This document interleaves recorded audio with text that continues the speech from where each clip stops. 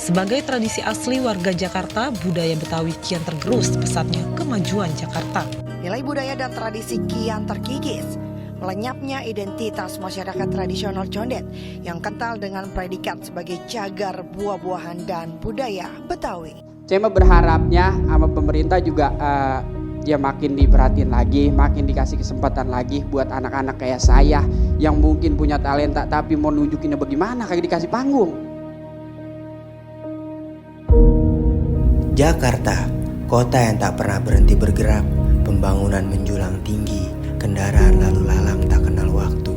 Namun, di balik hiruk-pikuk modernisasi ini, ada yang perlahan mulai menghilang, jejak budaya asli Jakarta. Betawi, bukan hanya sekedar warisan leluhur, tapi identitas yang kini terpinggirkan. Inilah kisah tentang perjuangan menjaga warisan di tengah arus zaman yang terus melaju. Perkembangan kebudayaan Betawi pada umumnya ya boleh dikatakan di satu sisi aman, memang ada beberapa sisi lain yang lemah. Yang aman dan memberikan dampak positif bagi masyarakat itu dari kesenian, ya. Kesenian itu termasuk juga di dalamnya busana, kuliner, beberapa seni pertunjukan. Jadi prinsipnya pada umumnya kebudayaan Betawi itu dalam kondisi yang aman, baik dilihat dari sisi sisi pelestarian maupun sisi lain yang dampaknya ada pada ekonomi kreatif gitu ya, anak-anak yang kreatif yang memanfaatkan konten budaya Betawi dalam kegiatan-kegiatan mereka. Di beberapa sudut Jakarta yang tersisa, masih berdiri rumah-rumah tradisional Betawi, lengkap dengan teras luas dan jendela besar yang terbuka ke arah halaman. Di dalamnya tersimpan benda-benda bersejarah, dari andong khas, ondel-ondel, pakaian adat berwarna mencolok, hingga perabotan rumah tangga dan alat musik zaman dahulu. Semuanya menyimpan cerita tentang masa ketika budaya Betawi menjadi bagian utama dari kehidupan kota ini.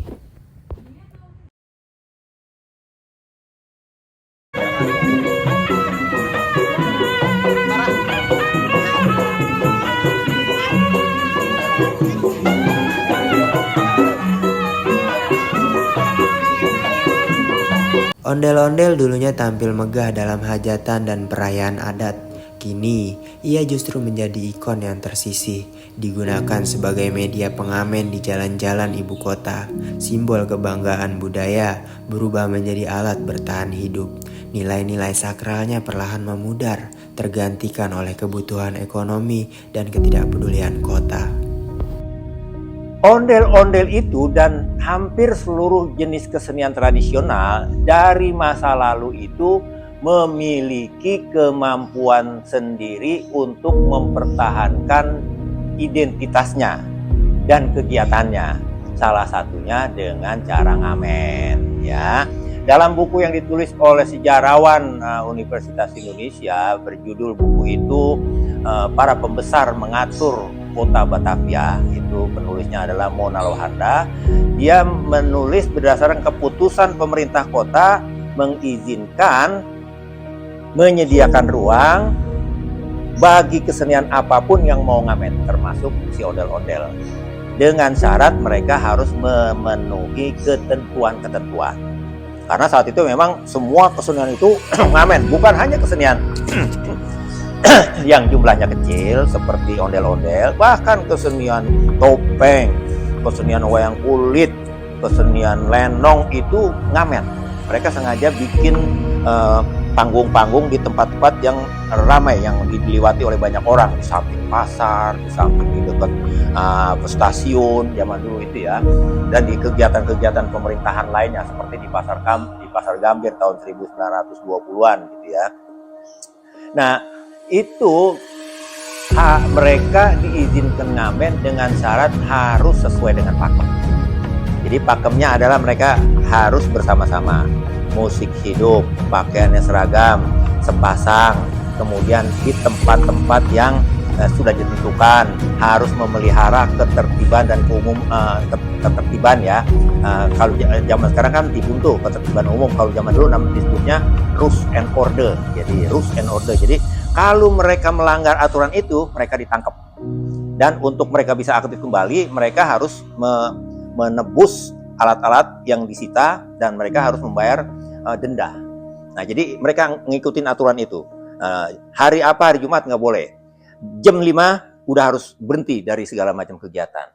Nah, sekarang si ondel-ondel itu dimanfaatkan oleh oknum-oknum tertentu yang nggak tahu latar belakang kearifan lokal dari si ondel-ondel itu.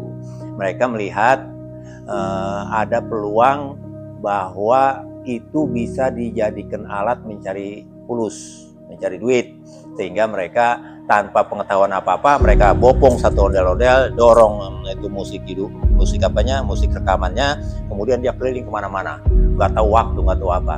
Nah, jadi memang harus kita lihat ada dua kategori anak-anak ondel-ondel itu ngamen yang memanfaatkan. Ini adalah oknum yang bukan seniman. Saya mengikuti dari tahun 2010 ketika mulai ada anak-anak yang suka ngamen gitu, yang ngamennya satu-satu, mama tuh anak-anak perawan yang tetenya kelihatan, yang anak-anak muda yang pakai anting-anting, pakai tato-tatoan. Pas kalau kita lihat jam 10 malam dia sambil duduk-duduk nge-strop gitu ya. Jadi itu kacau, dan mulutnya juga nggak bisa dikontrol kalau nggak dikasih gitu ya. Jadi ada kadang-kadang menjadi tangan ringan. Nah, itu adalah oknum yang nggak tahu apa-apa, yang memang memanfaatkan ondel-ondel untuk mencari duit, untuk dia bisa survive hidup di tengah-tengah kota. Jadi mereka, saya perhatiin dari awal tuh, oh ya dia bukan Betawi, oh ya dari Pantura, oh ya ini dari sini, saya lihat gitu. Dan memang dulu semulanya itu ada toke, ada bos yang ngebosin dia, anak-anak muda mau nggak ente yang nganggur-nganggur nyari duit, dapat duit bisa ngerokok. Oh, saya om ada, bisa. Akhirnya dia dimodalin, dipinjemin mikrolet, dibawa ondel-ondel ke satu tempat, nanti dari dia ngomen dengan balikin bayar kepada bosnya itu 250.000 misalnya, terserah lu mau dapat berapa aja. Nah itulah yang kemudian yang berusaha. Jadi harus dilihat orang yang memanfaatkan itu, yang nggak tahu apa-apa, yang hanya memanfaatkan. Ada memang teman-teman kita sanggar asli kesenian Betawi, ondel-ondel, memang yang mereka tetap ngamen, tetapi mereka mengikuti aturan ya, dengan rombongan, dengan musik hidup, dengan tahu aturan-aturan.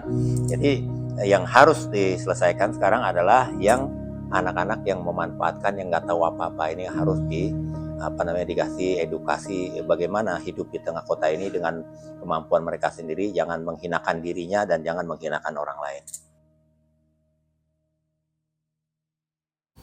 Pelestarian budaya Betawi di era modern bukan hal yang mudah.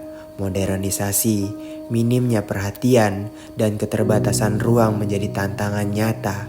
Tapi harapan tetap tumbuh di komunitas kecil yang terus bergerak, di anak-anak muda yang mulai peduli, dan di ruang-ruang edukasi yang membuka pintu bagi budaya lokal. Masih ada harapan selama masih ada yang mau menjaga. Ikhtiar yang dilakukan oleh seniman-seniman tradisional untuk menghidupkan, mempertahankan, menjayakan keseniannya itu memang kalah pamor dengan kegiatan-kegiatan yang modern. Karena memang siapapun di kota ini melihat selalu mengadu head to head gitu ya. Kalau ini kesenian tradisional dibilang kuno, ini yang datang dari mana-mana dibilang modern, sehingga mereka melotot melihat ini. Dan itulah yang kemudian lebih di blow up oleh media, lebih disukai oleh anak-anak muda. Nah, jadi itulah salah satu yang menjadi seolah-olah kesenian tradisional itu menurun dan nggak begitu dikenal. Tapi pada prinsipnya memang si kesenian tradisional itu di Betawi ini dia masih tetap eksis dengan caranya sendiri.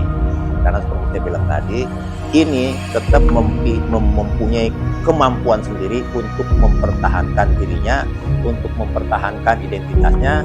Ada atau tidak ada peran orang lain di sini. Peran orang lain itu misalnya peran pemerintah, dia memberi stimulan ini, memberi keputusan ini, memberi ini, itu yang menjadi stimulan bagi ini akan terus eksis. Budaya Betawi bukan sekedar masa lalu, tapi warisan yang harus terus dilestarikan di masa kini dan nanti. Di tengah kemajuan kota, identitas lokal tak seharusnya terpinggirkan. Mari kita rawat bersama agar jejak Betawi tak hanya tertulis dalam sejarah, tapi tetap hidup di tengah masyarakat yang menghargai akarnya.